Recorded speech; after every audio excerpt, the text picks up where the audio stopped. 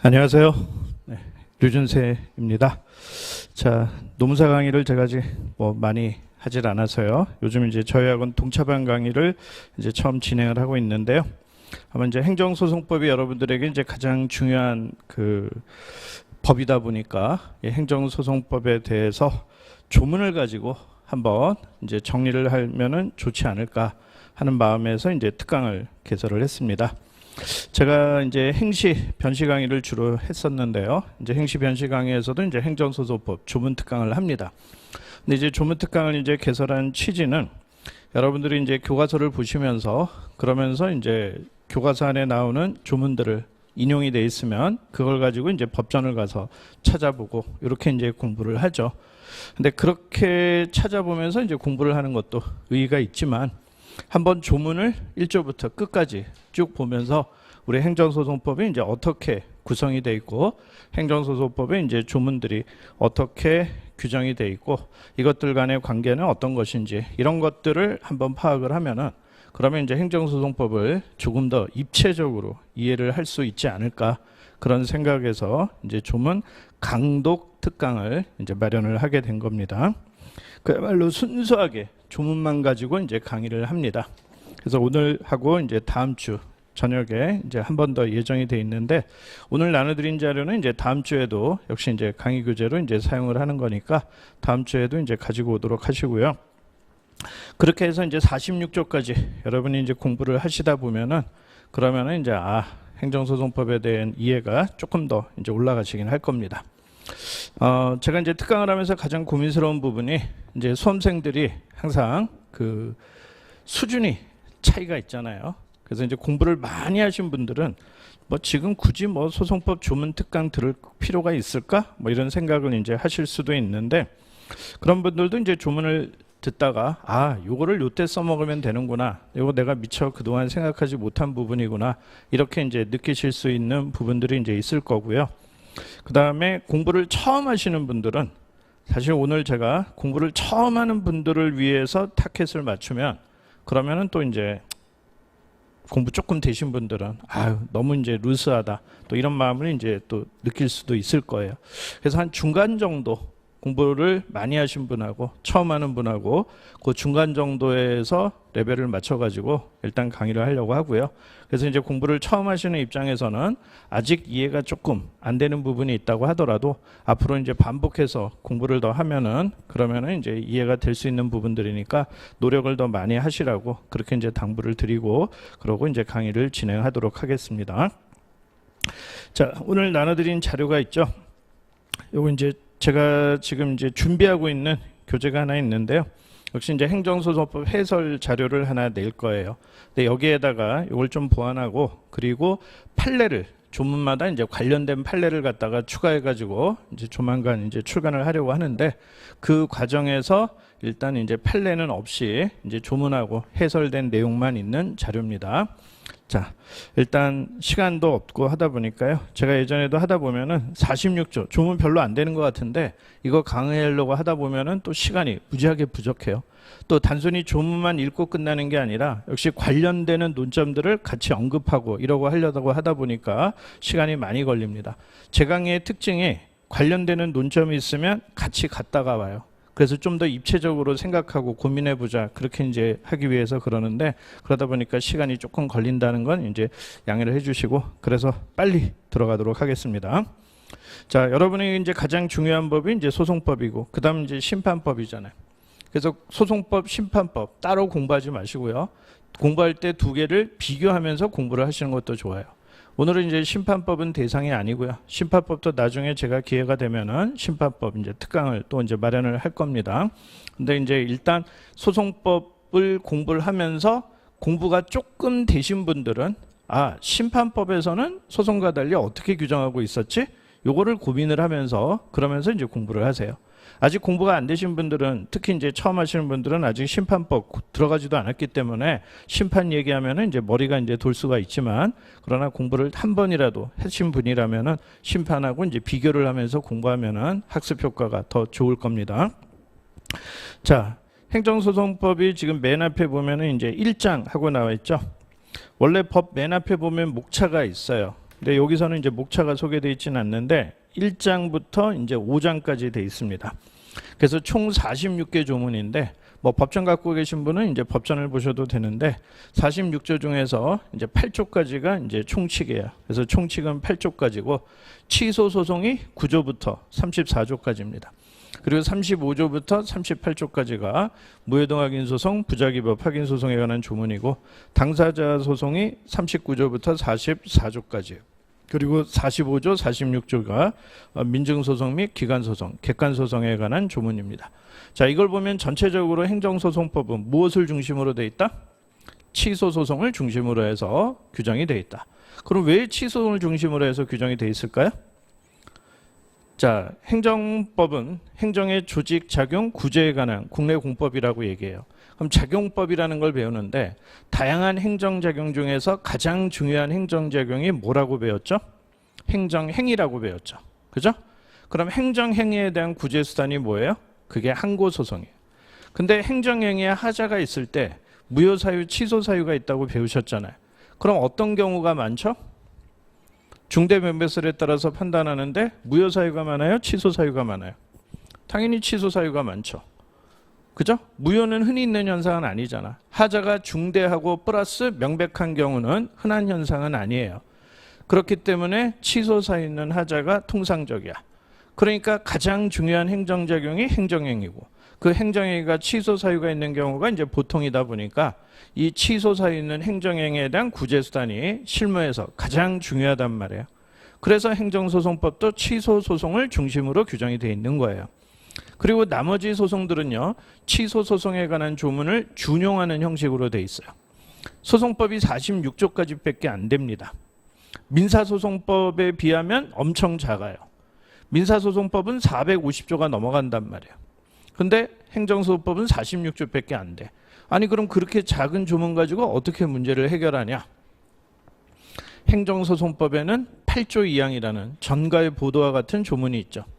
이 법에 없는 내용은 민사소송법을 준용한다라는 준용 조문이 있어요. 그래서 그것 때문에 46조 갖고 해결하는 거예요. 그리고 46조 안에서도 취소소송을 중심으로 규정하고 나머지 소송들은 취소소송에 관한 규정을 준용하는 형식으로 되어 있습니다. 준용이라는 것은 입법기술이죠. 그래서 이제 입법자가 다시 또 반복해서 기술하는 게 불편하니까 그냥 유사한 상황에서는 앞에 이미 다른 부분을 적용하는 것으로 그렇게 입법 기술을 한 것을 우리가 이제 준용이라고 이제 얘기를 합니다. 자, 여러분이 소송법 보다 보면 준용이라는 말 엄청나게 이 46조 안에서 이제 많이 만나게 될 겁니다. 자, 그럼 이제 하나씩 보도록 할게요. 먼저 1장의 총칙, 1조. 자, 목적. 자, 대부분의 법은 1조에 목적 조항들이 있어요. 물론 1조가 목적이 아닌 경우도 있습니다. 민법 같은 경우는 1조가 목적이 아니라는 것을 여러분이 민법 총칙 공부하면서 이제 배웠을 거예요. 민법은 1조에서 오히려 민법의 법원을 얘기를 하고 있죠. 그죠? 하지만 이제 대부분의 법은 1조가 목적 조항이에요. 그리고 2조가 정의 규정으로 돼 있어. 특히 이제 행정에 관계되는 법들은 일반 국민들이 잘 모르는 용어들을 많이 사용을 하다 보니까 2조에 정의 규정이라는 게 이제 대부분 들어가 있습니다. 행정소송법도 이제 마찬가지야.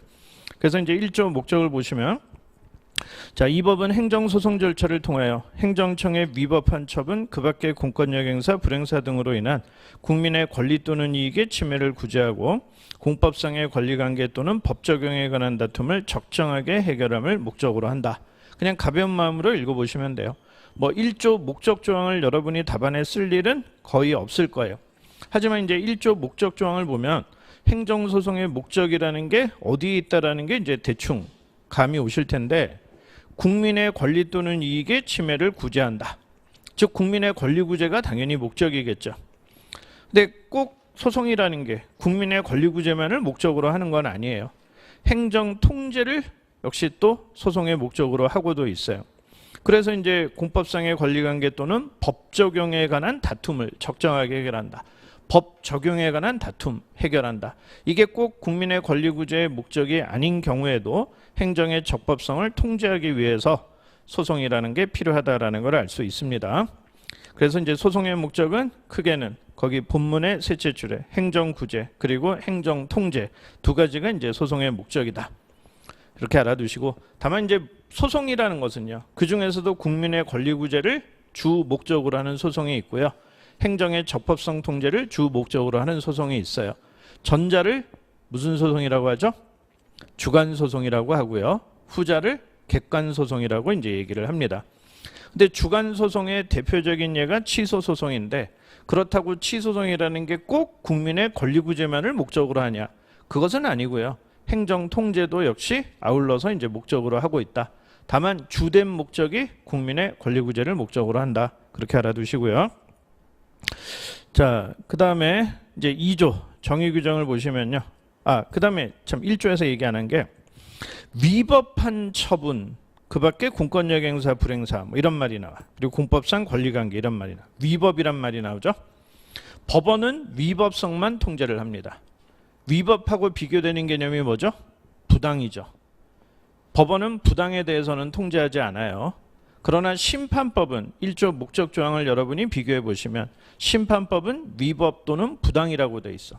그래서 심판에서는 부당도 통제를 대상이 된다라는 거 알아두시고요. 하지만 소송에서는 위법만 통제를 한다. 그렇게 알아두세요. 자, 그다음 이제 2조 정의 규정 봅시다. 처분 등이 나오고요, 부작위가 나옵니다. 근데 처분 등과 부작위의 개념은 조금 이따 확인을 하고요.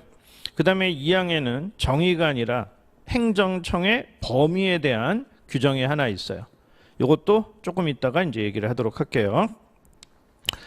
그러면 이제 2조는 좀 이따 얘기를 하고요. 3조 가봅시다. 4페이지에. 자, 행정소송의 종류래요. 행정소송법은 종류가 4가지예요. 항고, 당사자, 민중, 기관소송, 이렇게 이제 4가지가 있습니다. 자, 행정소송을 이제 분류를 할 때요,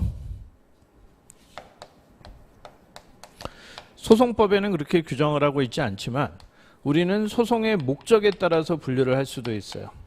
그게 아까 뭐다? 주관소송하고 객관소송. 자, 그런데 이제 행정소송법은 이제 3조에서부터 행정소송의 종류를 규정하고 있는데, 항고, 당사자, 민중, 기관, 이렇게 이제 규정이 돼 있죠. 근데 항고 당사자를 주관소송이라고 하고 민중 기관소송을 객관소송이라고 이제 우리가 흔히 그렇게 얘기를 해요. 그러니까 얘네 둘은 국민의 권리구제가 목적이고요, 얘네 둘은 국민의 권리구제하고는 무관하고 행정의 적법성을 통제하기 위한 소송이다. 그렇게 얘기를 합니다. 그럼 이제 항고 소송이 뭐냐? 행정청의 처분 등이나 부작위에 대해서 제기하는 소송이래요. 그러니까 항고 소송의 대상이 처분 등하고 부작위래요. 그럼 처분 등하고 부작위를 일반인들은 모르니까, 그래서 2조에서 이제 정의 규정을 두고 있는 거란 말이에요. 자, 그다음에 당사자 소송은 처분 등을 원인으로 하는 법률관계에 관한 소송, 그 밖에 공법상의 법률관계에 관한 소송으로서 법률관계 한쪽 당사자를 피고로 하는 소송이래요. 그럼 딱 봤더니 당사자 소송은 무엇에 대해서 다투는 소송이라고 느껴져요? 정의 규정을 보면 누가 여러분에게 당사자 소송이 뭐니 하고 물으면 뭐라고 하겠어요? 한마디로 공법상 법률관계에 대해서 다투는 소송이에요. 근데 그 공법상 법률관계를 자세히 보니까 어떻게 또 구분하고 있죠?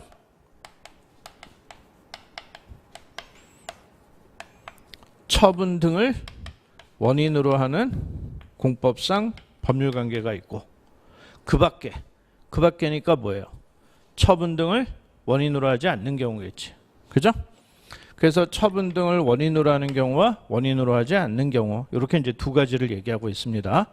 처분 등을 원인으로 하지 않는 경우에 대표적인 예가 공법상 계약을 둘러싼 다툼이라고 생각하시면 돼요. 갑하고 을이 공법상 계약을 체결했어. 근데 한쪽 당사자가 의무를 이행 안 해. 그러니까 한쪽 당사자가 의무를 이행하게 해주세요. 소송을 제기하는 거예요. 또 계약을 체결해 놓고 나서 이 계약 무효예요, 이렇게 주장하고 싶은 사람도 있을 거 아니에요? 그러면 이제 계약이 무효라고 확인 소송을 제기하거나 할 텐데, 그럴 때 제기하는 소송이 당사자 소송이에요. 다만 그런 경우는 처분 등을 원인으로 하지 않는 경우에 이해라고 할 수 있어요. 근데 이제 처분 등을 원인으로 하는 경우에 이해는 뭐가 있냐? 예컨대 과세 처분을 했어요. 과세 처분을 했는데 이게 무효예요. 무효란 얘기는 효력이 없어요. 효력이 없으니까 구속력이 없습니다.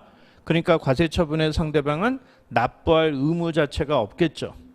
근데 납부할 의무가 없는데 이 과세처분 자체에 대해서 무효예요, 확인해 주세요, 그런 소송을 제기한다면 이쪽으로 가는 거야. 항고소송이 돼요. 근데 과세처분이 무효니까 나는 납부할 세금이 없습니다. 그걸 흔히 조세채무 부존재 확인소송 이렇게 표현을 하는데, 조세채무 부존재 확인소송을 제기를 한다면 요거는 뭐다? 이런 게 당사자 소송이라는 거야. 처분 등을 원인으로 한단 말이야. 과세처분을 원인으로 하는 법률관계에 대해서 지금 다툰다, 그런 얘기죠. 그러니까 이런 것들이 이제 당사자 소송에서 처분 등을 원인으로 하는 그 이해라고 생각하시고요. 그 다음에 이후 당사자 소송의 개념을 보니까 마지막에 한쪽 당사자를 피고로 하는 소송, 이런 말이 나왔어. 그 말을 왜 나왔을까요? 항고소송하고 비교하라는 거야. 항고소송의 피고는 이따 13조부터 나오지만 처분 등을 행한 행정청이 피고란 말이에요. 행정청이. 그런데 당사자소송의 피고는 누구라는 거예요? 행정기관 행정청이 아니라 법률관계의 당사자가 피고가 된다는 거야.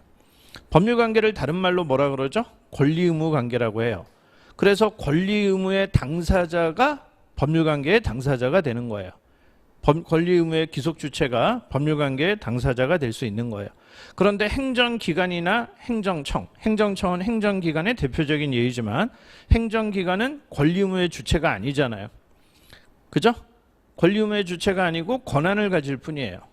그래서 행정기관 행정청은 당사자 소송의 당사자가 될 수 없어요. 아시겠죠? 그러니까 항고소송에서 피고가 행정청이라는 것과 당사자 소송에서 피고는 권리주체라는 거, 요거를 이제 비교를 하라는 차원에서 개념이 그렇게 나온 거고요. 그 다음 이제 민중소송은 국가 또는 공공단체. 자, 공공단체는 누가 있죠? 우리가 행정주체를 분류할 때 크게 세 가지로 분류하죠. 국가, 공공단체, 공무수탁사인. 그 다음에 공공단체는 다시 네 가지로 분류하죠. 지방자치단체, 공법상 사단, 공법상 재단, 영조물법인, 이렇게 분류를 하죠. 그래서 이제 공공단체는 국가로부터 권한을 위임이나 이제 위탁받아서 공행정을 행사하는 단체를 우리가 이제 공공단체라고 이제 얘기를 해요. 공공단체의 가장 대표 선수가 지방자치단체예요. 지방자치단체도 단체잖아. 걔들이 사법인 아닐 거 아니에요. 그러니까 이제 공공단체의 하나입니다. 그래서 어쨌든 이들의 기관이 법률에 위반되는 행위를 한 때 직접 자기의 법률상 이익과 관계없이 그 시정을 구하기 위해서 제기하는 소송이래요. 직접 자기의 법률상 이익과 관계가 없대. 그러니까 주관소송이 아니란 얘기죠. 나의 권리구제를 목적으로 하는 소송이 아니라는 거야. 행정의 적법성을 통제하기 위해서 제기를 한다는 거죠. 자, 민중소송의 대표적인 예. 물론 민중소송은 노무사 시험에서는 뭐 출제 가능성이 이제 뭐 높진 않습니다. 뭐 지방자치법에 나오는 주민소송이라든가 또 헌법에서 배우는 선거나 국민투표에 관한 소송, 이런 것들이 이제 민중소송이다. 근데 노무사 시험에서는 뭐 출제 가능성이 높지는 않다. 자, 그다음 기관소송. 국가 또는 공공단체의 기관 상호간에 있어서의 권한의 존부 또는 그 행사에 관한 다툼이 있을 때 이에 대해서 제기하는 소송 그랬어요. 자, 누가 소송을 제기할까요? 기관이 제기하는 거야. 누굴 상대로 제기할까요? 기관을 상대로 제기하는 거야. 왜 싸우는 걸까요? 권한에 대해서 다툼이 있으니까요. 자, 그러니까 4호 기관 소송도 국민의 권리 구제를 목적으로 하는 소송이 아니에요. 내 권리를 구제해 주세요 이러면서 제기하는 소송이 아닙니다. 그래서 이제 민중소송과 기관소송을 우리는 주관소송이 아니라 객관소송이다, 그렇게 얘기를 하는 거예요. 자, 기관이라는 것은 권리 의무의 주체는 아니고 권한만을 가질 뿐이다라고 했잖아요. 그 권한이라는 게 뭐예요? 행정주체를 위해서 일정한 행위를 할 수 있는 법률상 자격, 그걸 우리는 행정 권한이라고 얘기를 해요.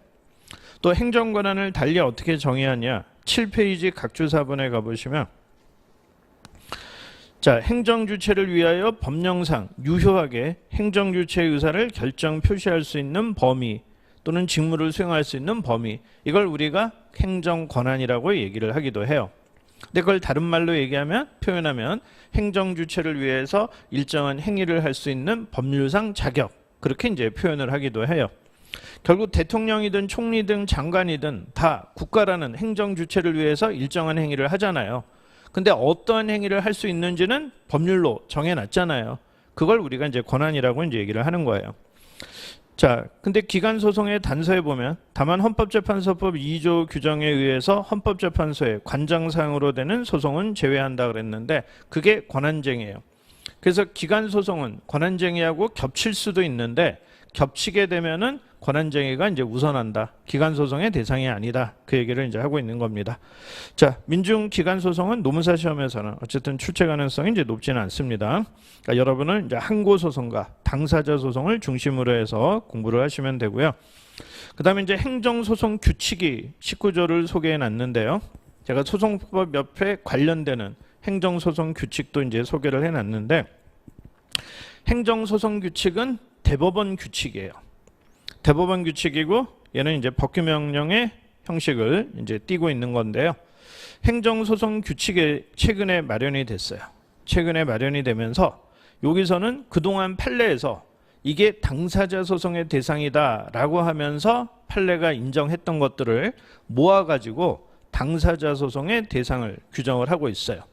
근데 여기에 나와 있는 것만 당사자 소송의 대상은 아니에요. 여기에 나와 있는 얘들이 그동안 이게 당사자 소송이냐 민사 소송이냐 뭐 아니면 항고 소송으로 다퉈야 되냐 이런 논란들이 있어서 판례가 이거는 당사자 소송으로 다퉈야 된다라고 얘기를 했던 것들이에요. 근데 이거를 포함한다니까 당연히 여기에 있는 소송 말고도 얼마든지 당사자 소송의 대상이 될 수 있는 거예요. 아시겠죠? 이거는 그동안 판례에서 문제가 됐던 것들을 여기다 모은 것에 불과합니다. 따라서 혹시나 시험 문제에서 요 중에 뭔가 관련되는 게 나온다면 그러면 반드시 행정소송규칙 19조를 찾아서 당사소송의 대상이다라고 이제 얘기를 해 주셔야 되겠죠. 그죠? 자, 그다음에 이제 그 3조에서 이제 소송행정소송의 이제 종류를 얘기를 했고요. 그 중에서 이제 가장 중요한 게 뭘까요? 항고소송이 역시 가장 중요하겠죠. 왜? 항고소송이 뭐라 그랬어요? 처분 등과 부작에 대해서 다투는 거야. 그럼 처분 등은 뭐냐?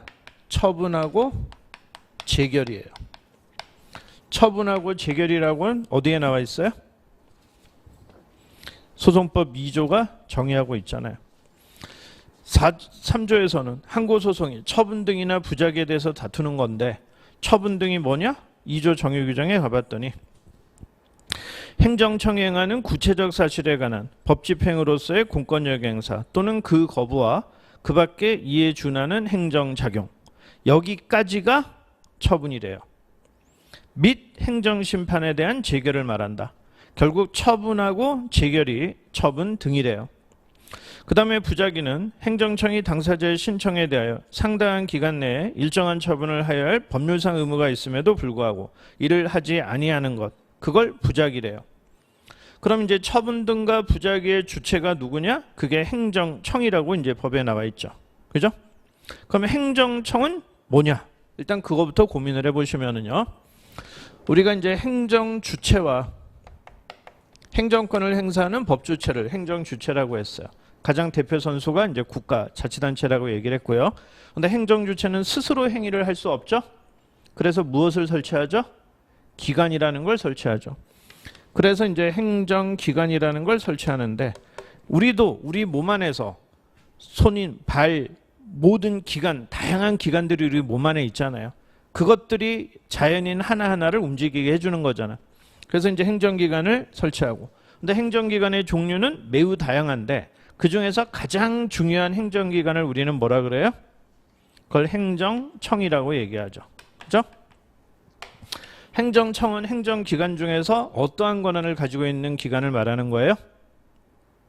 행정청은 대내적으로는 의사를 결정할 수 있고 대외적으로는 의사를 표시할 수 있는 그런 권한을 가지고 있어야 돼요. 행정소송법 2조에는 정의규정이라고는 해놨지만 행정청의 개념을 정의하고 있어요? 2조 2항이 행정청의 개념을 정의한 거예요? 아니죠? 근데 행정청의 개념을 정의하고 있는 법이 있어요, 없어요? 행정청의 개념을 정의하는 법 있습니까, 없습니까? 심판법이나 절차법에 가면 행정청의 개념을 정의해 놓고 있어요. 혹시 이제 법전 갖고 오셨겠죠? 뭐 고지할 때 이제 법전 갖고 오라고도 했는데 행정심판법 2조를 보세요. 법전 안 갖고 오신 분들은 뭐 핸드폰 가지고 이제 심판법 찾아보시고 심판법 2조 정의 규정에 가면은 4호에 행정청이 있어요. 행정에 관한 의사를 결정하여 표시하는 국가 또는 자치단체의 기관, 그 밖의 법령 또는 자치단체에 따라 행정권한을 가지고 있거나 위탁받은 공공단체나 그 기관 또는 사인을 말한다. 자, 의사를 결정하여 표시하는 기관 이렇게 나오잖아. 그러니까 의사결정, 표시 이 두 개가 핵심적인 개념 표지예요. 그러니까 대내적으로는 의사를 결정하고 대외적으로는 의사를 표시할 수 있어야 돼. 무슨 장관 직인 찍고 지방경찰청장 직인 찍고 처분을 한단 말이에요. 그게 대외적으로 표시를 하는 거예요. 자, 그래서 이제 행정청이 가장 중요해요. 그러면 이제 행정청은 대표적인 애가 누구예요? 장관, 청장, 뭐 처장, 시장, 군수, 도지사 이런 데들이 행정청에 해당이 되겠죠. 그죠? 근데 그들만이 행정청이래요? 그들만이 행정청이 아니라는 걸 소송법 2조 2항이 얘기하고 있잖아. 뭐라고 했어요? 행정청에는 법령에 의해서 행정권한의 위임 또는 위탁을 받은 행정기관, 공공단체, 그 기관 또는 사인이 포함된다라고 했잖아요.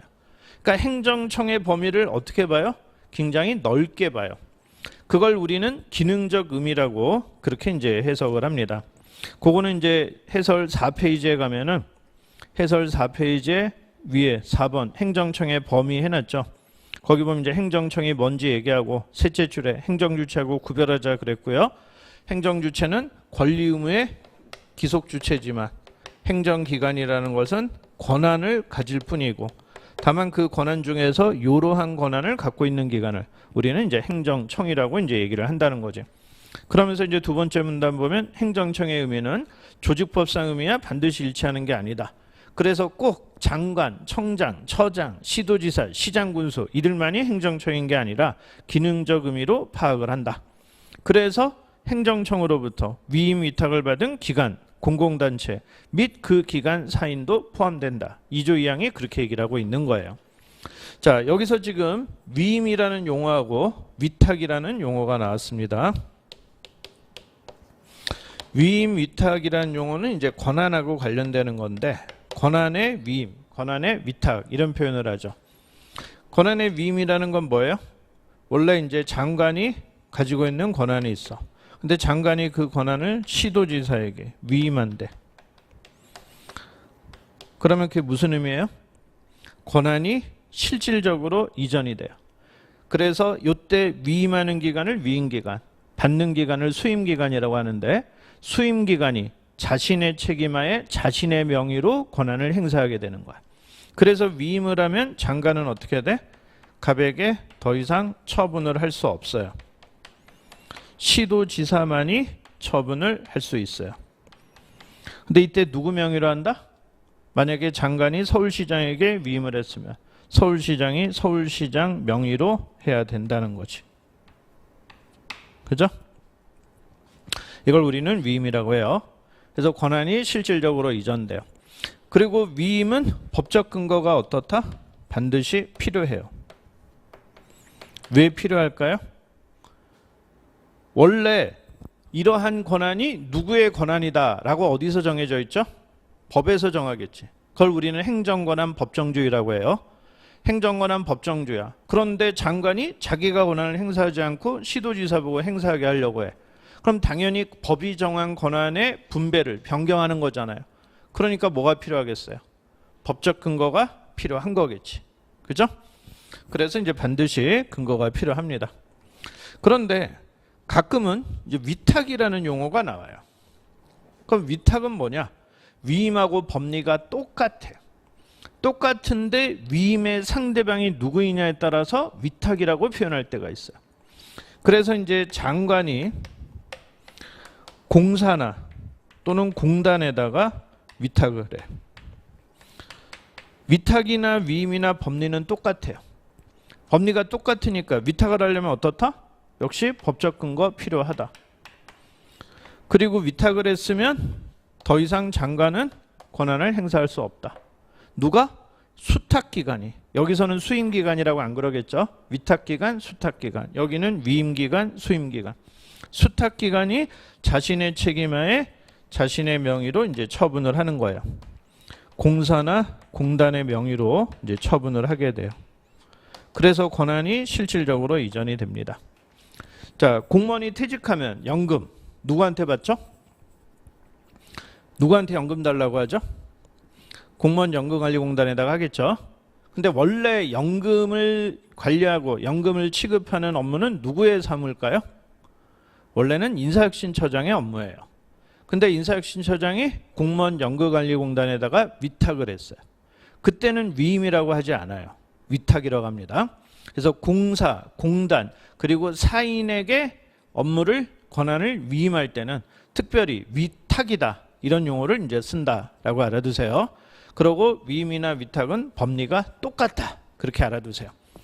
그래서 이제 2조 2항을 보면 원래 장관의 권한이었다 하더라도 어떻다는 거야. 장관이 그 권한을 누구한테? 다른 행정기관에게 위임을 한대. 그게 지금 장관이 시도지사라는 행정기관에게 위임을 해요. 이런 걸 나중에 이제 기관 위임이라고 얘기를 하죠. 그러니까 이럴 때는 어떻다? 얘가 행정청이 된다는 거야. 원래는 이 권한을 누가 갖고 있었어요? 이 권한에 대해서 의사결정하고 표시할 수 있는 권한이 장관에게 있었단 말이야. 근데 장관이 시도지사에게 그걸 넘겨버리면 이제 누가? 얘가 행정청이 된다는 거야. 또 그걸 공사나 공단이나 사인에게 위탁을 하면 그러면 얘네들이 행정청이 된다라는 거예요. 아시겠죠? 그게 이제 2조 2항의 의미입니다. 특히 마지막에 사인도 포함한다 그랬어요. 그래서 공무수탁 사인이라는 용어가 나온 거죠. 사인은 원래 당연히 공행정의 주체가 아니니까 처분을 못하죠. 하지만 민간협회 보고 니네가 앞으로 이 업무를 처리해라 라고 위탁을 한다면 민간협회가 오히려 장관이 하는 행위를 할 수 있다. 그런 얘기입니다. 자, 어쨌든 행정청의 의미, 기능적 의미로 넓게 파악한다. 알아두시고요. 행정청은 이제 앞으로 곳곳에서 이제 나오게 될 겁니다. 자, 그러면 이제 다시 2조의 정의 규정에 처분 등과 부작위에서 이걸 누가 한다? 행정청이 하는 거래. 행정청이 하는데 그 다음에 처분의 개념을 보면요. 행정청이 한대. 근데 그 다음에 뭐라 그랬어요? 구체적 사실에 관한 법 집행으로서의 공권력 행사, 그 거부와 그 밖의 이에 준하는 행정작용. 여기까지가 이제 처분인데 여러분이 읽어보시면 행정청이 행하는 구체적 사실에 관한 법 집행으로서의 공권력 행사 또는 그 거부와 거기까지 끊으시고 거기까지가 마치 뭐처럼 느껴져요? 여러분이 행정작용법에서 배운 행정작용 중에서 뭐처럼 느껴집니까? 이게 행정행위라고 느껴지지 않아요? 행정행위를 보통 어떻게 개념 정의합니까? 행정청이 구체적 사실에 관한 법 집행행위로서 외부적이고 직접적인 법적 효과를 발생시키는 권력적 단독행위다. 뭐 그렇게 보통 정의를 한단 말이에요. 근데 그거랑 똑같이 정의하고 있지는 않지만 비슷한 느낌이 오잖아요. 그래서 과세처분이다, 영업허가 취소 정지다, 운전면허 취소 정지다, 병역처분이다 이와 같은 행정행위가 처분인 것처럼 보인단 말이야. 그죠? 그런데 뭐 또 있어요? 처분 개념 안에는 그 밖의 이에 준하는 행정작용, 그게 들어가 있어요. 그래서 이제 처분이라는 게 행정행위뿐만 아니라 요거 이제 정규 강의에서 배우셨죠. 독일어로 이제 행정행위를 페어발퉁스악트라고 하고 보통 이렇게 줄여서 쓰잖아요. 자, 행정행위를 말하는 거예요. 그러니까 처분이라는 걸 뭐다? 행정행위다라고 정의하지 않고 행정행위에다가 뭘 하나 더 붙였어요? 그 밖에 이에 준하는 행정작용. 저는 그걸 강의에서 플러스 알파라고 이제 보통 얘기를 해요. 그래서 그 밖에 이에 준하는 행정작용. 이렇게 개념 정의를 했단 말이야. 그래서 요 알파란 놈 때문에 이제 학설이 대립하는 거죠. 행정행위가 처분이냐, 아니면 행정행위보다 처분 개념이 더 넓은 거냐, 이와 같은 이제 견해 대립이 있게 되는 거예요. 요거는 이제 좀 이따가 이제 얘기를 하도록 하고요. 어쨌든 처분 등은 처분 플러스 재결이다, 이렇게 돼 있다. 그럼 재결은 또 뭐예요? 얘는 행정심판위원회가 행정심판 청구에 대해서 행하는 의사표시를 우리는 이제 재결이다라고 얘기를 하죠. 소송의 산물을 판결이라고 한다면 심판의 산물이 재결이란 말이야. 그죠? 그럼 재결도 처분 등에 해당이 돼서 항고소송의 이제 대상이 된다라고 이제 얘기를 하는 거예요.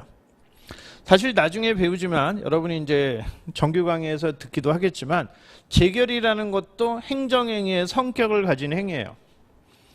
근데 왜 따로 써냈냐? 행정행위가 있으면 그 행정행위에 대해서 심판을 청구할 수 있고, 그 심판의 산물인 재결도 행정행위의 성격을 가진 것이지만 원래의 행정행위가 있고 그리고 재결이 있다 보니까 이 둘 사이에 교통정리하기 위해서 처분 등이라고 정의를 하고 요 둘 사이에 교통정리를 하려고 한 거예요.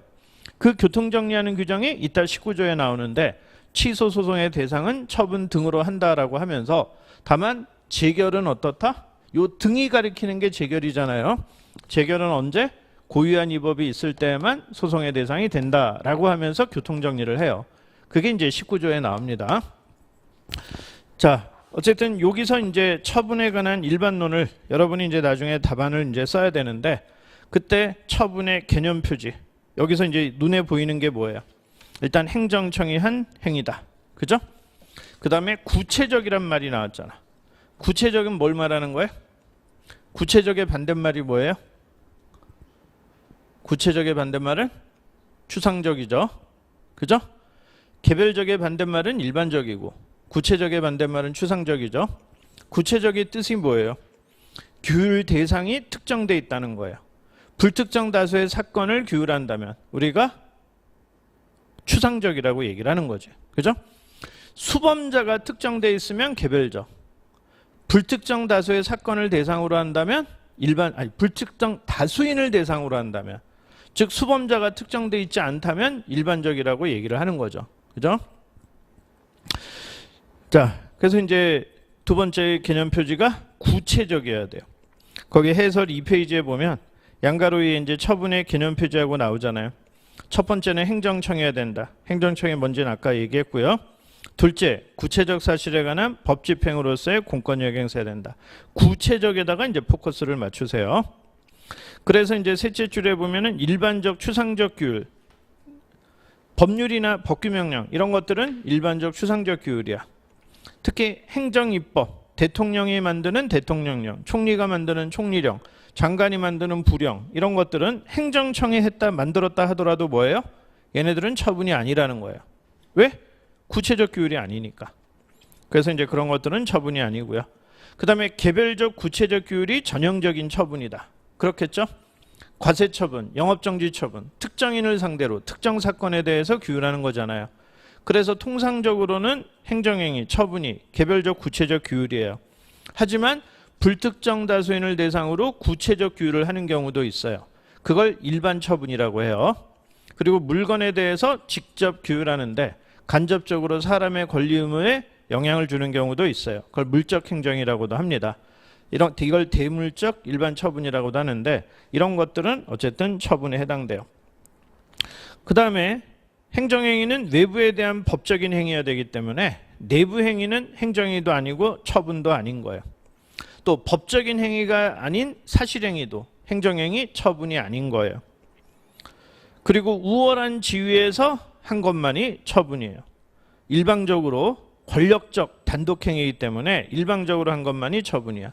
따라서 공법상 계약, 비권력적 사실행위, 사법행위 이런 것들은 다 처분이 아닙니다. 그래서 이제 처분의 개념 표지를 가지고 여러분들은 나중에 이게 처분이냐 아니냐 이런 걸 판단해야 될 때가 있어요. 근데 판례의 결론은 알아. 그래서 판례가 이걸 처분이 아니라고 봤다. 그 결론만 알아서는 안 돼요. 왜? 판례가 어떠한 이유로 처분이 아니라고 했는지를 기억해야 돼. 행정청이 아니어서 처분이 아니라고 한 것인지, 개별 구체적 규율이 아니어서 처분이 아니라고 한 것인지, 내부적 행위에 불과하기 때문에 처분이 아니라고 한 것인지, 법적인 행위가 아니어서 처분이 아니라고 한 것인지, 그러한 이유들을 기억해서 나중에 이제 사안을 포섭해 줘야 됩니다. 자, 그 다음에 공권력의 행사까지 뿐만 아니라 공권력 행사의 거부도 처분이래요. 그걸 우리는 거부 처분이라고 하죠. 허가도 처분이지만 허가를 거부하는 것도 이제 처분이다라는 것이죠.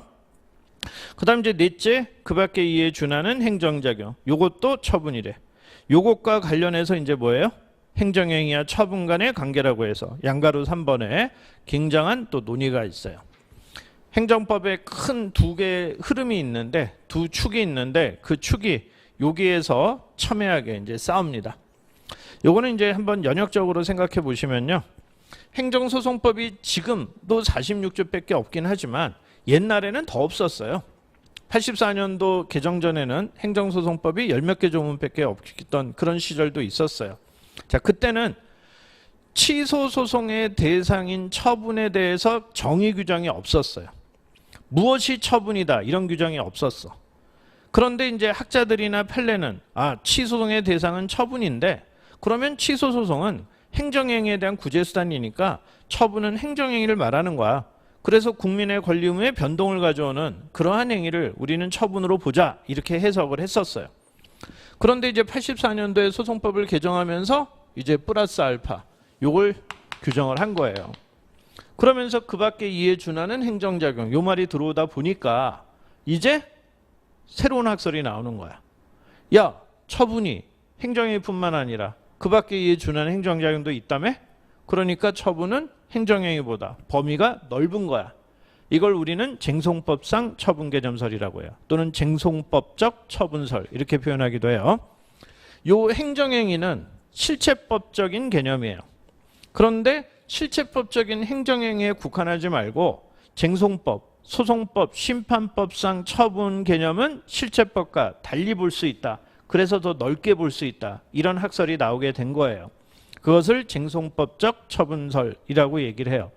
반면에 실체법적 처분설은 취소소송이라는 게, 항고소송이라는 게 결국 행정행위에 대한 구제수단이니까 행정행위만이 소송의 대상이 되는 것이고, 플러스 알파가 들어왔다 하더라도 얘는 뭐냐? 전형적인 행정행위는 아니지만 그러나 행정행위의 실질을 가지고 있는 행위, 그걸 알파라고 보면 된다. 그래서 결국 이게 다 행정행위다. 그렇게 이해하려는 게 실체법적 처분개념설이라고 얘기를 하는 거예요. 여기에 대해서 이제 견해 대립이 있는 겁니다. 결국 쟁송법설은 처분 개념의 확대를 주장하는 거예요. 국민들이 행정소송 제기하려고 할 때 행정소송의 종류가 다양하다 보니까 어떤 걸 제기해야 될지 잘 모르는 경우도 있다 보니까 그냥 웬만하면 처분이라고 넓게 봐줘가지고 취소소송을 통해서 권리구제를 해주자, 이런 생각이 쟁송법설이에요. 반면에 실체법설은 행정의 행위 형식에 상응하는 권리구제 수단이 마련돼야 된다. 이 도그마를 강조하는 거야.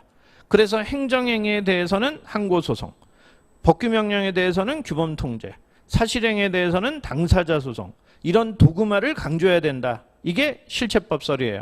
그래서 이제 첨예하게 이제 두 축이 대립을 하고 있습니다. 자, 그런데 이제 우리 판례는 어떤 입장이었냐? 당연히 84년 개정 전에는 행정행위가 처분이라는 취지로 판시를 했어요. 그러고 이제 2페이지 맨 밑에 판례는, 맨 밑에 문단 보세요. 판례는 84년 개정된 후에도 어떻다? 기본적으로 실체법적 개념설을 취했어요. 실체법적 개념설이 뭐냐? 마지막 문단 보시면 행정청의 공법상 행위로서 특정 사항에 대해 법규에 의한 권리의 설정, 의무의 부담을 명하거나 기타 법률상 효과를 발생하게 하는 등 국민의 권리 의무에 직접 관계가 있는 행위, 이게 행정행위란 얘기예요. 그래서 기본적으로 실체법설을 취하면서도 그러면서도 처분 개념을 넓히는 듯한 그런 판시를 해오고 있었어요. 그래서 원래 전형적인 행정행위가 아니라도 국민이 그것을 행정행위, 처분으로 인식하고 있다면 국민의 권리구제 측면에서 처분으로 봐야 된다, 이런 주장도 했었어요. 그래서 이제 다음 페이지 5째 줄에 가면 쟁송법적 개념설로 평가되는 그런 판시도 하고 있었어요.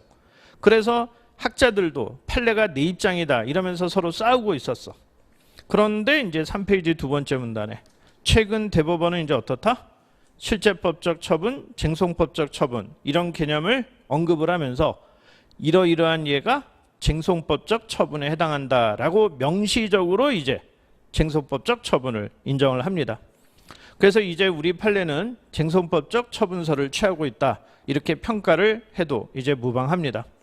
그래서 이제 그 판례를 잘 알아두셔야 돼요. 그 3페이지 두 번째 문단에 나오는 그 판례를 잘 알아두셔야 되는데 요거는 이제 어떠한 예냐면은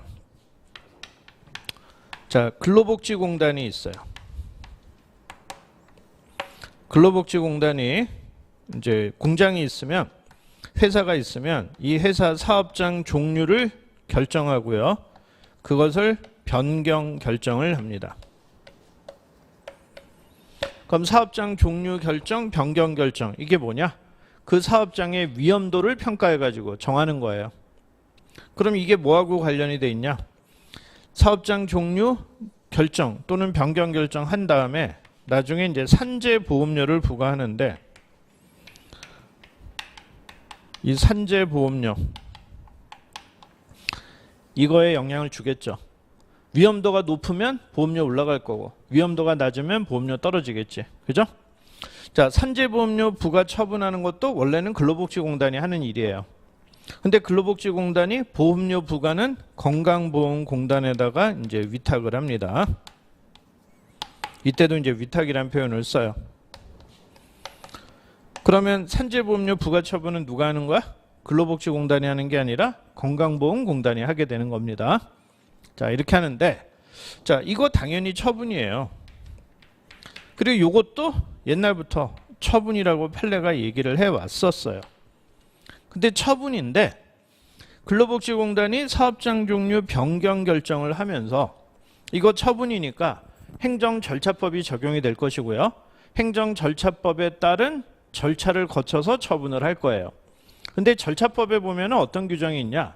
처분이 있으면은 그 처분에 대해서 사전 통지, 불이익한 처분이라면 미리 알려줘야 돼요. 처분하기 전에. 그걸 사전 통지라고 합니다. 그러면서 의견 제출의 기회를 줘야 돼요. 그게 절차법상 의무예요. 근데 그런 걸 안 했어. 그 다음에 또 처분을 하면서 불복 안내를 해야 돼요. 그걸 절차법 26조에 불복 고지라고 해. 그래서 네가 이 처분에 대해서 언제까지 어디에다가 심판 청구할 수 있다. 언제까지 어디에다가 소송을 제기할 수 있다. 이런 거를 안내를 해야 돼. 아시겠죠? 그것을 이제 불복 고지라고 하는데 절차법 21조에는 사전 통지가 있고요. 26조에는 불복 고지에 관한 규정이 있습니다. 근데 그러한 절차법상의 절차를 거쳤냐? 거치지 않았냐? 이걸 갖고 구분을 해요. 그래서 절차법상의 절차를 제대로 거쳐가지고 처분을 했으면 그것은 실체법적 처분이다. 그렇게 얘기를 해요. 반면에 이런 절차를 제대로 거치지 않고 이런 결정을 했다면 그걸 처분으로 봐주긴 하는데 그건 쟁송법상 구제해주기 위해서 봐주는 거야. 그러면서 쟁송법적 처분이다. 이런 얘기를 해요. 그래서 여태까지 학자들이 쟁송법설, 실체법설 논의하던 것과는 또 다른 관점에서 쟁송법적 처분이라는 걸 인정을 해요. 어쨌든 대법원 판례를 쓸 때는 이제는 이 판례를 무조건 인용을 해야 돼요. 그래서 이제 이런 판례가 있다라는 거 확실하게 소개를 하시고요. 자, 그 다음에 이제 처분과 관련해서 거부 처분이라는 게 또 등장을 해요. 당연히 허가가 처분이라면 허가를 거부한 것, 거부 처분도 행정소송법상 이제 처분에 해당돼야 된다라고 이제 해야 되겠죠? 그죠? 자, 근데 이제 거부와 관련해서 한번 보세요. 거부와 관련해서 이제 보시면은 거부는 행정청이 국민으로부터 자 3페이지 보시면 양가로사의 거부 처분 국민으로부터 공권력 행사를 신청받고도 그에 응하지 않고 형식적 요건 불비로 각하하거나 이유 없다고 하여 신청된 내용의 행위를 하지 않을 뜻을 표시하는 행위 이걸 거부라고 하는데요. 자, 부작위하고는 구별이 되겠죠. 부작위는 아무것도 안 하는 거고요. 거부는 어때요? 소극적인 의사표시를 한 거잖아요. 그런데 부작위임에도 불구하고 그걸 거부로 봐주는 경우가 있어요. 그게 두 가지가 있어요. 하나가 간주 거부라는 것이고요. 하나가 경원자 관계에서 묵시적 거부라는 거야. 간주 거부라는 게 뭐냐? 법에서 예컨대 날 일정한 기간이 지났는데도 부작위를 하고 있다. 그러면 거부가 있는 것으로 본다. 이렇게 규정하고 있을 때가 있어요. 뭐뭐한 것으로 본다. 실제로는 그렇지 않았어요. 하지만 그렇게 본다는 건 간주한다는 거죠. 의제한다는 거죠. 그죠? 이런 걸 간주 거부라고 합니다. 옛날에 정보공개법에 있었어요. 정보공개 신청하고 20일이 지나도 아무런 응답이 없으면 거부가 있는 것으로 본다 그랬어요. 근데 지금은 그게 삭제가 됐습니다. 어쨌든 이런 간주 거부일 때는 행정청은 아무것도 안 하고 있어도 그게 뭐라는 거예요? 그걸 거부 처분으로 봐야 된다는 거고요. 그 다음에 이제 두 번째, 경원자 관계에서 묵시적 거부라는 거야. 자, 경원자 관계 들어봤죠? 경원자 관계가 어떤 거죠? 서로 경쟁자 관계인데 LPG 충전소 허가 하나밖에 못 내줘. 근데 둘이 신청했어. 그러면 갑에게 허가를 해주면 을에게는 어떻게 할 수밖에 없어요? 불어가 거부할 수밖에 없게 되죠. 그죠? 이럴 때 갑과 을의 관계를 경원자 관계라고 하잖아요. 일방에 대한 허가가 타방에 대한 불허가로 기결되는 관계, 그걸 경원자 관계라고 해요. 그럼 이제 경원자 관계에서 허가 처분의 직접 상대방이 아닌 제3자가 을이 허가에 대해서 소송을 제기할 때 이때 원고적격이 인정되냐? 이게 원고적격 파트에서 이제 문제가 되잖아요. 이런 행위를 제3자 행정이라고 하죠. 일방에게는 수익적이고 제3자에게는 침익적인 효과를 가져오잖아요. 그럴 때 제3자가 제기하는 소송, 대표적인 형태가 세 가지. 경업자 소송, 인인 소송, 경원자 소송이 있단 말이에요. 그죠? 경업자 소송하고 인인 소송은 원고적격 문제 최근에 나왔어요. 근데 경원자 소송의 원고적격은 최근에 나오진 않았더라고요. 그러니까 경원자 소송에서 이제 원고적격도 나올 수도 있으니까 요거에 대해서 이제 알아두시고요. 이때 제3자에게 원고적격 인정합니다. 그런데 이때 을에게 불허가를 명시적으로 할 수도 있지만 그럼 그게 거부예요. 그죠? 근데 갑에게만 허가해 줬어. 허가의 통지를 해. 을에게는 아무런 통지를 안 해. 그래도 뭐라는 거야? 그래도 을에게 거부 처분이 있다는 거야. 을이 자기는 아무런 통지를 못 받았으니까 부작위예요 라고 다투면 안 된다는 거야. 아시겠어요? 이게 경원자 관계에서 묵시적 거부라는 거예요. 여러분이 시험 보시면 합격자 명단만 발표하지 불합격자 명단 발표해요? 불합격자 명단까지 같이 발표하는 건 그건 두 번 죽이는 짓이잖아요. 그죠? 그러니까 합격자 명단에 내 이름 없으면 그럼 나는 뭐야? 거부된 거예요. 불합격 처분 받은 거야. 이런 걸 이제 묵시적 거부라고 얘기를 해요. 자, 그다음 이제 거부 처분의 두 번째 문단이에요. 역시 이제 판례의 법리에 의하면 아주 중요한 쟁점인데 판례에 의하면 거부 행위가 거부 처분이냐? 자, 처분을 신청했는데 거부를 했다고 해서 무조건 판례가 거부 처분으로 보진 않아요. 아까 2조 정의 규정을 보면은 행정청이 행하는 구체적 사실에 관한 법 집행으로서의 공권력 행사, 그게 처분이니까 그 공권력 행사를 거부하면은 거부 처분이야 이렇게 생각이 들잖아요. 근데 판례는 처분을 신청했는데 거부했다고 무조건 거부 처분으로 보지 않아요. 그래서 판례가 신청에 대한 거부가 거부 처분이기 위한 요건 세 가지를 요구하는데 그 중에서 세 번째 요건, 법규상 조리상 신청권이 있어야 된다. 이게 매우 중요한 요건이에요. 첫 번째 요건이 신청한 행위가 공권력 행사 또는 이에 준하는 행정작용해야 되고요. 두 번째, 거부 행위가 신청인의 법률관계 어떤 변동을 일으켜야 된다. 사실 여기까지는 이게 거부 처분, 우리가 여태까지 배운 개념 속의 거부 처분이에요. 근데 판례는 거기에 더해서 뭘 요구한다? 그 신청한 자에게 무엇을? 법규상 조리상 신청권이 있어야 된대. 이 신청권은 어떤 권리냐? 응답받을 권리를 말하는 거야. 내가 신청한 대로 해다오 이걸 요구하는 권리를 말하는 게 아니라 응답받을 권리를 말해요. 응답 신청권이라고 이제 얘기를 합니다. 요거를 판례는 거부 처분의 요소로 요구해요. 자, 여기가 좀 어려운데요. 특히 처음 공부하는 분들은 어려워요. 왜? 신청권, 권리 아니냐? 권리라는 것은 소송요건에서 원고적격의 문제가 돼야 될 텐데 왜 권리라는 것을 대상적격의 요소로 판단하냐? 비판이 많아요. 그래서 실제로 학설의 다설은 신청권은 원고적격의 문제로 봐야 된다. 이게 다설이고요. 또 신청한 대로 처분을 할지 안 할지는 본안에서 판단해야 되는 문제다. 이런 비판적인 견해도 있어요. 물론 판례에 찬성하는 견해도 있고요. 그런데 판례는 아무리 이런 비판이 있어도 확고하게 자신의 길을 갑니다. 그러면서 이제 판례가 신청권의 존부에 대한 판단을 하죠. 그게 마지막 문단이에요. 자, 판례는 신청권은 관계법령의 해석에 의해서 추상적 일반적으로 결정된다. 이게 원고적격이 아니란 얘기예요. 원고적격은요, 구체적인 소송 사건에서 당사자로서, 특히 원고로서 적합한 자격이 있는 걸 따지는 거야. 구체적인 소송 사건별로 판단하는 거야. 근데 그게 아니래. 관계법령의 해석을 통해서 추상적 일반적으로 판단한대. 그러니까 원고적격의 문제가 아니라는 거예요.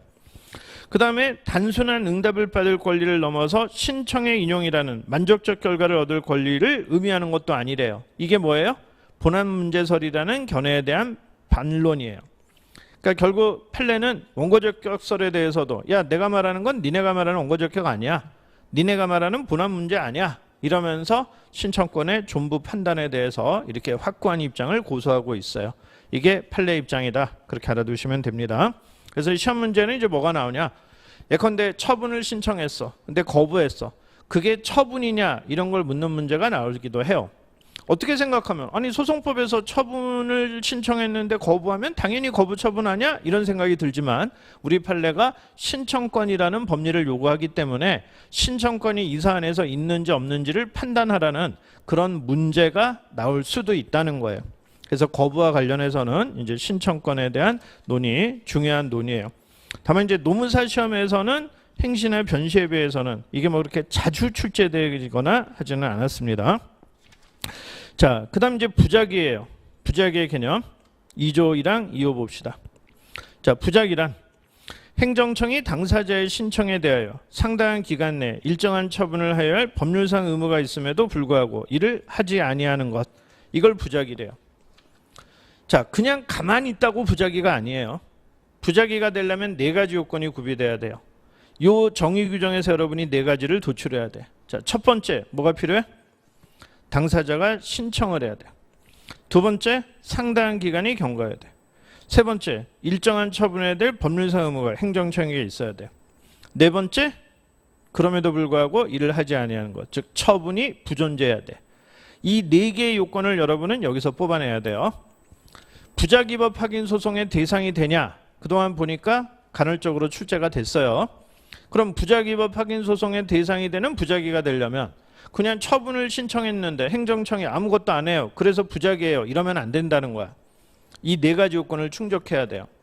물론 아무것도 안 하고 있지 않으니까 물었으니까 처분의 부존재는 문제가 안 될 거예요. 어디서 문제되냐? 신청과 관련해서요. 여기서도 신청권을 판례는 요구해요. 생각해 보세요. 거부만 신청권 요구하겠어요? 나한테 수익적인 처분해달라고 신청했는데 거부했을 때만 응답받을 권리가 있는 자에게 거부한 것만 거부 처분이다. 이러겠어요? 부작위를 할 때도 어떻게 했어요? 신청권, 응답받을 권리가 있는 자가 신청을 했을 때 그걸 부작위하고 있을 때만 소송법상 부작위로 보겠다라고 하겠죠. 그래서 판례는 거부와 부작위의 요소로 신청권을 요구하고 있다는 거야. 부작위에서도 거부 처분과 똑같은 논리가 요구돼요. 아시겠어요? 거부가 오히려 사례로 나온 것보다 부작위가 조금 더 많은 것 같더라고. 그래서 부작위법 확인 소송의 대상이 되는 부작위가 되냐라고 물었을 때 그 말이 결국은 이 사안에서 신청권, 응답받을 권리가 있는지 그걸 묻는 거예요. 자, 어쨌든 그러면 이제 거부와 처분 등과 부작위에 대한 개념을 이제 확실하게 이제 봤습니다. 자, 그럼 이제 항고 소송이라는 게 결국 처분 등과 부작위에 대해서 이제 다투는 소송이다. 그리고 처분 등이 뭐고 부작위가 뭔지는 이제 배웠어요. 그런데 이제 소송법에 보면 이제 4조가 항고 소송을 다시 세분화하고 있죠. 그래서 이제 소송법 4조를 가보시면은요. 항고 소송 나와 있죠? 자, 8페이지 4조 항고 소송은 다음과 같이 구분한다. 그래서 취소 소송, 무효동 확인 소송, 부작위법 확인 소송 3가지로 이제 구분을 한대요. 자, 취소 소송은 행정청에 위법한 처분 등을 취소 또는 변경하는 소송이고요. 무효동 확인 소송은 처분 등의 효력 유무 또는 존재 여부를 확인하는 소송이래요. 부작 위법 확인 소송은 행정청의 부작위가 위법하다는 것을 확인하는 소송이에요. 그죠? 자, 항고 소송이 뭐래요? 취소와 무효등 확인 소송과 부작위 위법 확인 소송 세 가지래. 이 세 가지가 법에 나와 있는 소송이니까 이거를 법정 항고 소송이라고 얘기를 해요. 다른 말로 법정 항고 소송이라고 얘기를 하고요. 여기 법에 정해져 있는 세 가지 소송만 인정할 수 있냐, 아니면 이 세 가지 소송 외에도 인정할 수 있느냐 하는 논의가 있어요. 그래서 여기에 없는 소송을 법정 외 항고 소송 또는 무명 항고 소송이라고 하면서 대표적으로 의무행 소송, 예방적 부작위 청구 소송 이런 것들을 인정할 수 있는지 견해 대립이 있어요. 아시겠죠? 그때 여러분들은 만약에 의무행 소송, 예방적 부작위 청구 소송의 인정 여부를 묻는 문제가 나왔어요. 보통 출제 경향을 보니까 의무행 소송도 중요한데 그것보다는 예방적 부작위 소송이 조금 더 기출 빈도가 높긴 하더라고요. 뭐 행시나 변시나 뭐 다른 시험도 마찬가지고. 그럼 이제 예방적 부작위 소송, 의무행 소송의 인정 여부를 물었어. 그러면 그때 꼭 써야 될 실천법적 근거가 뭐다? 바로 4조를 언급해야 되는 거야. 이 4조를 열거적으로 볼 것이냐. 열거적으로 본다는 얘기는 요 세 개만 인정한다는 얘기지. 그럼 부정설이 되는 거고요. 긍정설은 뭐예요? 4조를 예시적으로 보면 긍정을 할 수도 있겠죠. 그죠? 그럴 때 이제 4조를 이제 써먹는 겁니다. 자, 그 다음 이제 요 소송을 하나씩 본다면, 아까 항고 소송이 뭐라 그랬어? 처분 등과 부작에 대해서 다투는 소송인데, 처분 등은 이제 어떻게? 처분 등을 취소해달라는 소송이 있고, 처분 등의 무효, 유효, 존재, 부존재, 실효 확인을 해달라는 소송이 있겠죠. 부작위는 부작위가 위법하다는 걸 확인해달라. 이런 소송이 4조에서 인정이 된다는 거예요. 아시겠죠? 자, 그럼 취소 소송은 어떤 소송이래요? 처분을 취소하거나 또는 변경하는 소송이래요. 무효등 확인 소송은 효력 유무, 존재 여부를 확인하는 소송이래. 그럼 효력 유무니까 유효, 무효, 존재 여부니까 존재, 부존재 이런 것들을 확인해 달라. 이런 소송이겠지. 그죠? 그러고 무효, 유효, 무효, 존재, 부존재 뿐만 아니라 실효 확인 이런 것도 가능해요. 반면에 이제 부작위라는 것은 부작위가 위법하다는 걸 확인만 하는 거죠. 자, 여기서 여러분은 취소, 유효, 무효 이런 존재, 부존재, 실효 이런 개념들을 정확히 인지하고 있나요? 자, 먼저 존재, 부존재부터 가볼게요. 부존재는 어떤 걸 말하는 걸까요? 행정행위가 부존재할 때가 있고 존재할 때가 있어. 부존재라는 건 뭐죠? 행정행위로서의 외관조차 결여되어 있을 때 우리가 부존재한다라고 얘기를 해요. 그럼 이제 행정행위로서 외관이 갖춰져 있으면 우린 존재한다고 해. 근데 행정행위가 존재하기는 하는데 다시 효력이 없을 때가 있고 효력이 있을 때가 있어. 효력이 없을 때를 없을 문자 써서 무효라고 얘기를 하죠. 무효라는 건 어떤 의미예요? 아무런 효력이 발생하지 않았기 때문에 누구도 구속하지 않아. 그래서 언제 어디서나 누구나 효력을 부인할 수 있는 거야. 자, 근데 유효라는 건 효력이 있다는 얘기예요. 효력이 있으니까 구속력이 생겨요. 그러니까 누군가를 구속한단 말이야. 아시겠죠? 근데 이제 유효하다는 건 다시 또 어떻게 구분을 할 수 있냐? 유효한데 위법한 경우가 있고 위법하지 않은 경우가 있어요. 유효한데 위법한 경우를 우리는 흔히 취소 사유다라고 얘기를 하는 거야. 취소 사유가 있다는 얘기는 유효를 전제로 하는 것이고 위법하지만 아직은 효력이 있다는 얘기예요. 취소라는 의미가 뭐예요? 유효한 행위의 법적 효과를 소급적으로 소멸시키는 걸 우리가 취소라고 얘기를 해요. 여러분이 민법 총칙 공부할 때 민법에 보면 취소한다 이런 말 나오잖아. 미성년자가 한 의사표시 취소한다 이런 말 나오죠. 사기, 강박, 중요 부분 착오가 있으면 취소한다 이런 얘기 하잖아요. 그때 취소의 의미가 뭐예요? 일단은 유효하게 법률 행위를 했어. 근데 그걸 어떻게? 소급적으로 소멸시키는 거. 그걸 취소한다 이렇게 얘기를 하잖아요. 그죠? 근데 취소한다라는 말하고 취소 사유가 있다는 말은 다른 거죠. 취소 사유가 있지만 아직은 취소하지 않았어요. 그래서 유효한 거예요. 하지만 이제 어떻게? 이거를 나중에 취소하면은 그럼 어떻게 되는 거야? 이제 효력이 없어지는 거죠.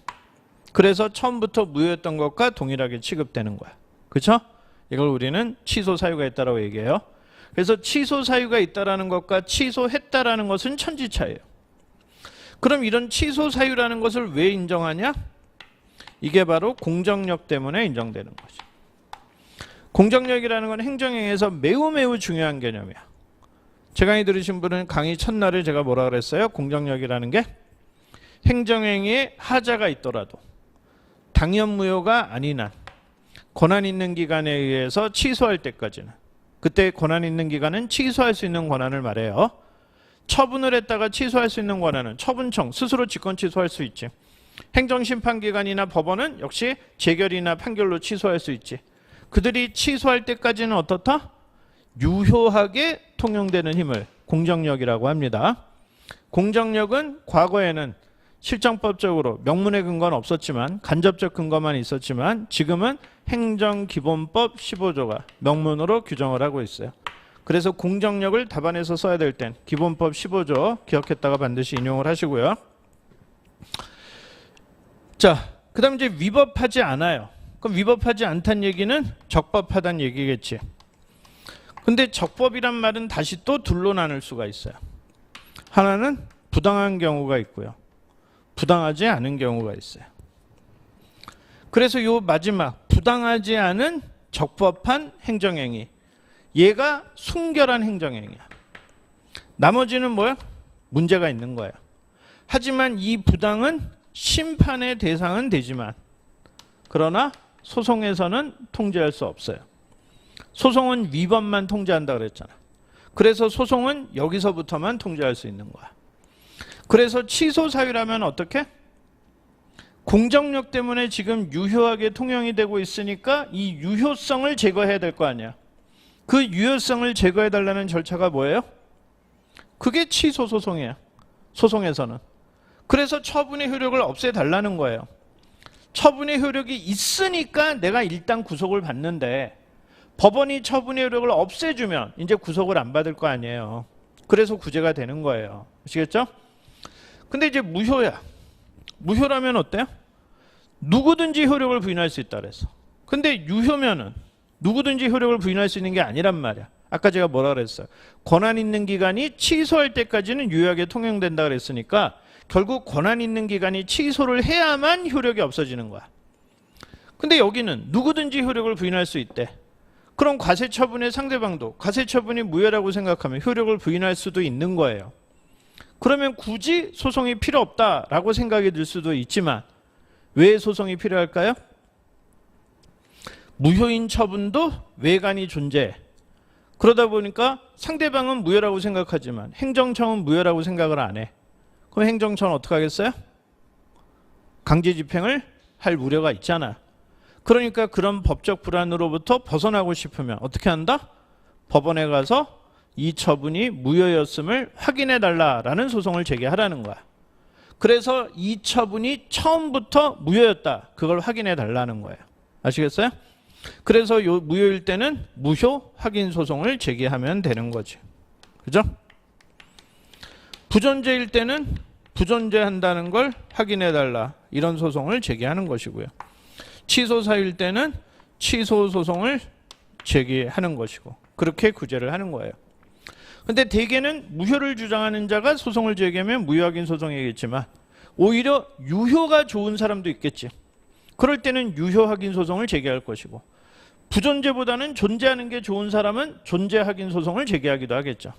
근데 실무에서 그런 소송은 거의 없어요. 부존재 확인 소송 아주 가끔 있고, 그죠? 그 다음에 요거는 좀 있고, 대부분은 취소 소송이 대부분이란 말이야. 그래서 행정소송도 취소송 중심으로 돼 있다라는 거예요. 아시겠죠? 자, 그 다음에 실효라는 개념. 실효라는 개념은 뭐예요? 일단 무효와 취소를 비교를 해보면 무효라는 건 처음부터 아무런 효력이 생기지 않아요. 그러니까 법원이 여기서 무효라고 하는 판결을 해도 어때? 처음부터 무효였다는 걸 확인하는 의미밖에 없어. 근데 취소 사유면은요, 일단은 효력이 있어. 뭐 때문에? 공정력 때문에. 근데 여기서 법원이 취소 판결을 해. 그럼 이게 뭐예요? 공정력을 제거하는 거야. 그래서 이제 취소 판결이 있으면 소급해서 공정력이 없어지고, 소급해서 처음부터 무효인 것과 똑같이 취급돼. 그죠? 그런데 이제 실효라는 건 뭘까요? 효력이 있다가 없어졌으니까, 일을 실자니까 처음엔 있다는 얘기겠지. 근데 어느 시점에 가서 잃어요. 왜 잃을까요? 왜 효력을 잃을까요? 법원이 실효 확인 판결을 해서 잃을까요? 일정한 사유가 발생하면 그걸 우리가 실효 사유라고 하는데, 실효 사유가 생기면 어떻게 돼? 당연히 효력을 잃어요. 장래를 향해서 잃어요. 실효 사유의 대표적인 게 뭐예요? 영업정지 30일 먹었다. 근데 30일 기간이 지났다. 그러면 처분의 효력은 어떻게 돼? 실효됐다라고 얘기해. 운전면허 발급했는데 상대방이 죽었다. 그럼 면허 처분은 효력을 잃는다. 실효됐다라고 얘기를 해요. 그런 게 실효예요. 도로조명허가 5년 받았다. 5년 지났다. 그럼 도로조명허의 효력은 소멸했다. 실효됐다라고 하는 거야. 그런 거는 일정한 기간이 경과해서 실효 사유가 생기면 당연히 효력이 소멸하는 거야. 아시겠죠? 그런데 이게 왜 다퉈? 한쪽은 실효됐다고 주장하고 한쪽은 실효되지 않았다고 주장하는 거야. 그래서 다툼이 있어. 그럼 어떻게? 법원에 가가지고 확인해 달라는 거야. 그래서 요 어느 시점에서 법원이 확인을 하겠죠. 그래서 법원이 실효라고 확인 판결을 해. 그럼 이 실효 확인 판결의 의미는 뭐예요? 얘랑 마찬가지야. 얘도 처음부터 무효였어. 여기서 확인해 주는 것처럼. 얘도 뭐예요? 여기서 실효 사유가 생겨서 이때부터 아무런 효력이 없어 라는 걸 여기서 확인하는 것에 불과하는 거야. 그걸 우리는 실효 확인 판결이라고 하는 거예요. 아시겠죠? 자, 이런 식으로 해서 결국 다투는 거예요. 결국 항고소송이라는 게 기본적으로 뭐예요? 처분의 효력에 대해서 다투는 소송이에요. 그래서 처음부터 무효라면 무효니까 확인해 달라. 취소 사유라면 효력이 있지만 이걸 없애달라. 이런 소송이 항고소송이다. 그 중에서 이제 취소과 무효 등 확인 소송이 저런 것이다. 그렇게 이해를 해두시고, 그럼 부작위는 뭐예요? 내가 처분을 해달라고 신청했는데 아무것도 안 하고 있으니까 그 아무것도 안 하고 있는 부작위가 위법하다. 그걸 확인해달라. 그런 소송이 이제 항고소송이라는 거예요. 아시겠죠? 자, 그럼 좀 한 10여 분만, 10분 정도만 쉬었다가 또 하도록 합시다.